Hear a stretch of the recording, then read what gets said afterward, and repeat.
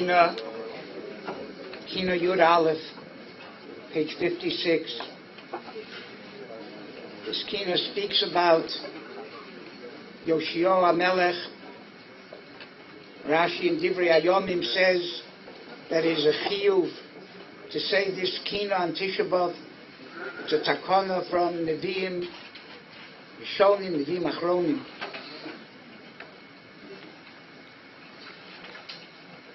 It happened to Yoshiyahu. Yoshiyahu was a tzaddik. His father was a Rasha. His grandfather was a Rasha. He made a tshuva movement in Klal Yisrael. Sent out soldiers to see to it that they eradicated the Avodah Zarah.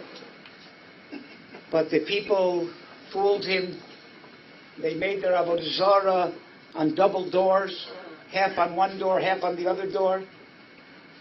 So when the soldiers came in, they opened the doors, they didn't see any Avodah Zarah. When they left and the doors closed, again the Avodah Zarah was connected. Paro Necho asked Yoshio to permit him to let his armies go through Eretz Yisrael to fight Ashur. And Yoshio said, nothing doing. We have reached a level in the Chukosai Telechu, and we have a promise, V'cherev lo savra b'artzachem. Even cherev shosholom, even a cherev that is not going to harm Klal Yisrael, but go fight someone else, we're not allowed to let you through. Yirmiyahu HaNavi told him he's making a mistake. The people are not on that madrega. They fooled him. And he should let them go. And Yoshio said, I can read a pasuk Chumash just as good as you. And it says here, V'cherev lo savra b'artzachem, nothing doing. And Paro was incensed, and he told his archers he has no bone to pick with the Jewish people, only with the king. They should make him a target of their arrows, which they did. And they filled him like a sieve.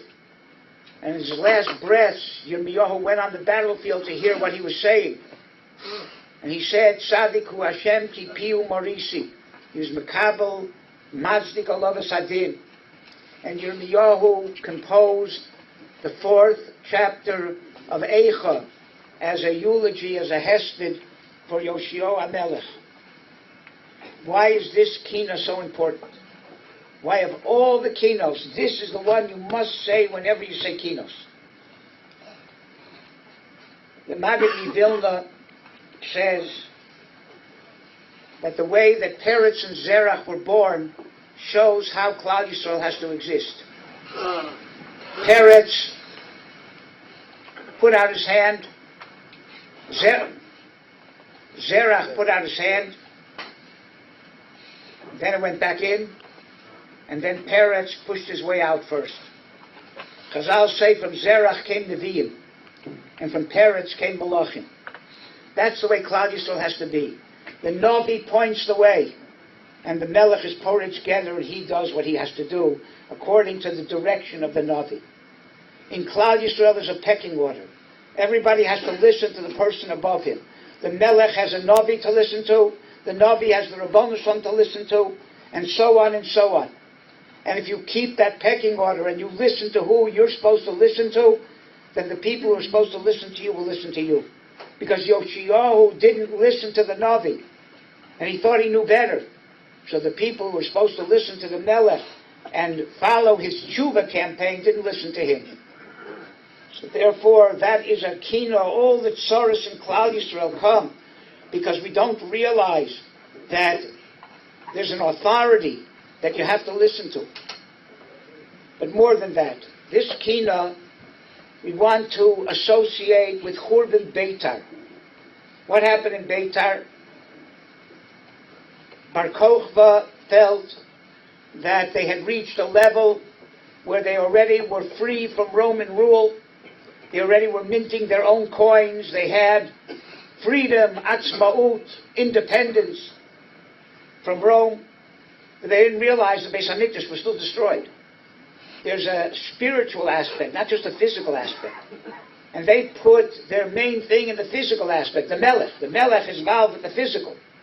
The Navi is the one who injects the spiritual first to know how to put the physical in place. And that's why Bar Kokhba said, Rabbanu Shalom, we don't need your help. Don't hurt us, don't help us. We can do it without you. And because of that, Beitar was destroyed. They didn't see the pnimius. All they saw was the chitzonius of freedom, the chitzonius of Eretz Yisrael, the chitzonius of Yerushalayim. And therefore, lo isablu, what's there to mourn for? We have a king, Bar Kokhba, right, who people thought, even Rabbi Akiva, that maybe he could be Mashiach. We have independence. We are able to break off the yoke of Rome. What are we missing? They didn't realize the Ikka was missing. The Beis HaMikdash was missing. The Kedusha was missing. That's the Navi's part. When you don't realize that the Melech's part, the Gashmius, has to follow the Ruchnius, then there's something seriously wrong. And that's why it's so important for a person to have a Rav. Because all the physical things in his world, he needs spiritual direction. He has to listen to the person he's supposed to listen to. Asay l'charav. When that doesn't happen, then things are tragic. The Svarim say, Michal Yehuda Lefkowitz said that he lived with his Rebbe even years after the Rebbe was nifter. That's how a person has to be Asay l'charav. He has to live with the Rav. He said when he was a youngster, the Chafetz Chaim came to visit the city where he was learning in. And everybody left the Beis Medrash to see the Chafetz Chaim. And he felt funny to leave an empty Beis Medrash, so he stayed in the Beis Medrash. He never saw the Chafetz Chaim. So somebody told him, you may not have seen the Chafetz Chaim, but you listened to him. And later on, that person came back to report that it wasn't just a Tanchumim Shel Hevel, but it was really true. Because the Chafetz Chaim told someone who didn't come to him that he valued more the fact that he sat and learned than he came to see the Chafetz Chaim. So that made Yehuda Michal Lefkowitz feel tremendously good. That Taka, the Chafetz Chaim himself, paskined like that. The story is told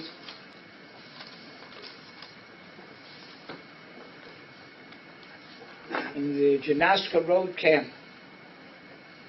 They told the inmates that there were 2 huge pits before them. And they were told by the Nazis, each of you dogs who values his miserable life and wants to cling to it must jump over one of the pits and land on the other side. Those who miss will get what they rightfully deserve. And he made the sound of a machine gun. It was clear to the inmates that they would all end up in the pits. Even at the best of times, it would have been impossible to jump over them. All the more so on the cold, dark night in Janaska. The prisoners standing at the edge of the pits were skeletons, feverish from disease and starvation, exhausted from slave labor and sleepless nights. Though the challenge that had been given them was a matter of life and death, they knew that for the SS and the Ukrainian guards, it was merely another devilish game. Among the thousands of Jews on that field in Janaska was the Rabbi of Bluzhev, Rabbi Yisrael Spira. He was standing with a friend, a free thinker from a large Polish town whom the rabbi had met in the camp. A deep friendship had developed between the two. Spiro, all our efforts to jump over the pits are in vain. We only entertain the Germans and their collaborators. Let's sit down in the pits and wait for the bullets to end our wretched existence. My friend, said the rabbi as they were walking in the direction of the pits, man must obey the will of God. If it was decreed from heaven that pits be dug and we be commanded to jump, pits will be dug and jump we must. And if God forbid we fail and fall into the pits, we'll reach the world of truth a second later after our attempt. So my friend, we must jump. The rabbi and his friend were nearing the edge of the pits. The pits were rapidly filling up with bodies. The rabbi glanced down at his feet, the swollen feet of a 53-year-old Jew ridden with starvation and disease. He looked at his young friend, a skeleton with burning eyes. As they reached the pit, the rabbi closed his eyes and commanded in a powerful whisper, "We're jumping." When they opened their eyes, they found themselves standing on the other side of the pit. "Spira, we're here, we're alive." The friend repeated over and over again, while warm tears streamed from his eyes. Spirit, for your sake I'm alive. Indeed, there must be a God in heaven. Tell me, Rebbe, how did you do it? I was holding on to my ancestral merit. I was holding on to the coattails of my father and my grandfather and my great-grandfather. A blessed memory, said the rabbi. And his eyes searched the black skies above. Tell me, my friend, how did you reach the other side of the pit?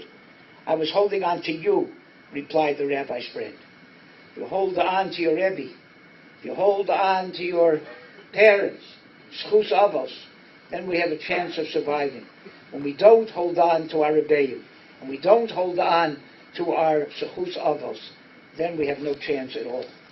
So this Kinna has to do with Churban Beitar, not to mistake and only look at the physical things of the world, but understand that every physical thing needs direction from a spiritual mentor, whether it's a Navi to a Melech, whether it's to a Rebbe, a Rav, to a Talmud, to a Balabos.